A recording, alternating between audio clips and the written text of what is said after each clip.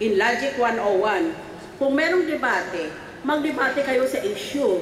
Do not debate on personalities. That is what they're trying to do to me. Lahat na lang. Kinilatis na ako at nagsisinungaling pa. Malapit na kami mag-istorya tungkol sa mga romansa ko, sa mga drivers ko. Pero malapit na rin kami doon.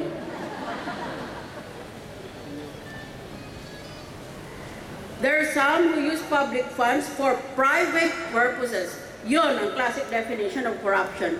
The use of public funds for private purposes.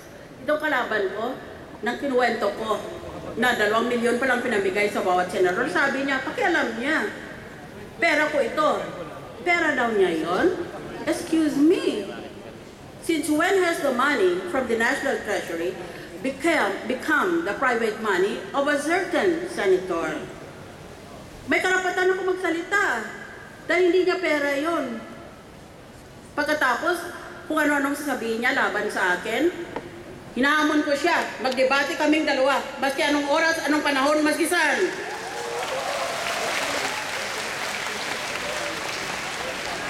Kung ayaw niya, suntukan.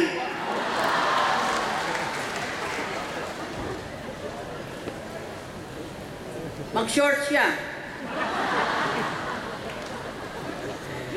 All of these crooks took an oath when they began office that they would support and defend the Constitution. Di ba ganon?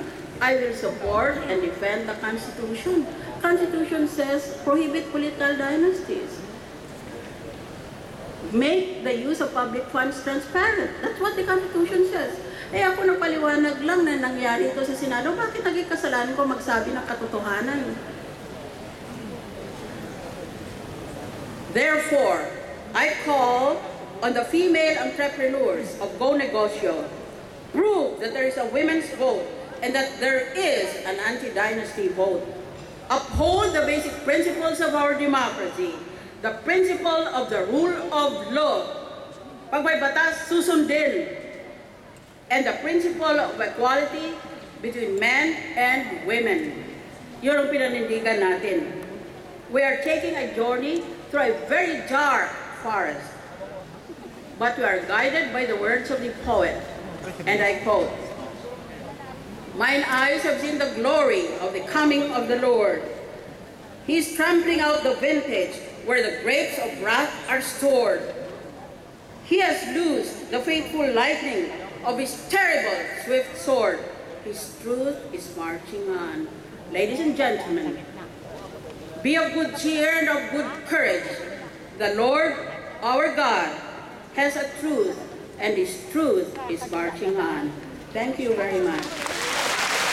Ladies and gentlemen, the one and only Honorable Senator Miriam Defensor Santiago. Thank you very much, Honorable Senator. Ayan,